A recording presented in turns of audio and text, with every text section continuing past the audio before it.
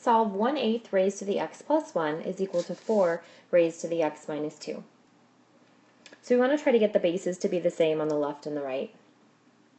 And you have to be careful because you might look at the 4 and the 1/8 and be thinking to yourself, oh, well, 4 times 2 is 8. But remember, we're looking at exponents. So we need to be considering not 4 times 2, but rather 4 times 4 is 16. In other words, there's no way for me to write 8 as a power of 4. So 4 is not going to work as my base. So instead, I need to think to myself, I have 8 and I have 4. Are these both powers of another number? And indeed, 8 is 2 raised to the third power, and 4 is 2 raised to the second power. So I'm going to choose a base of 2 instead. So I'll do this one step at a time. I'm going to start with just the 8. I'm going to rewrite the 8 as 2 cubed. So 1/8 is equivalent to 1 over 2 cubed. The right-hand side I can rewrite 4. 4 is the same as 2 to the second power.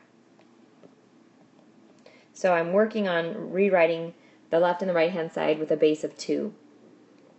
Now on the left side I have 1 divided by 2 cubed. I don't want to have a fraction though, so I need to rewrite that. 1 over 2 cubed is the same as 2 raised to the negative third power. 2 raised to the negative 3. And then of course it's still all getting raised to the x plus 1 power. Alright, so here's what I have so far. And I've achieved a base of 2 on both the left and the right. And of course, if you feel comfortable going from the first step here to this step, that's completely fine. I'm just showing one step at a time. So now I see that I have a power raised to a power, so I'm going to go ahead and multiply my exponents. So this would be 2 raised to the negative 3x minus 3 power. And on the right-hand side, I'll have 2 raised to the 2x minus 4 power. And now, because I have the same base on the left and the right, I can set my exponents equal to each other, and that's according to the uniqueness property. So now setting my exponents equal, I find that I don't have an exponential equation anymore. Now I have a linear equation. So I'll just add 3x to both sides so that I can get the variable terms on the same side. Add 4,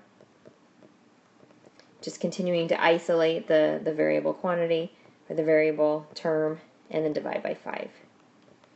So on this one it looks like x is equal to 1 over 5, 1/5. My solution set is 1/5.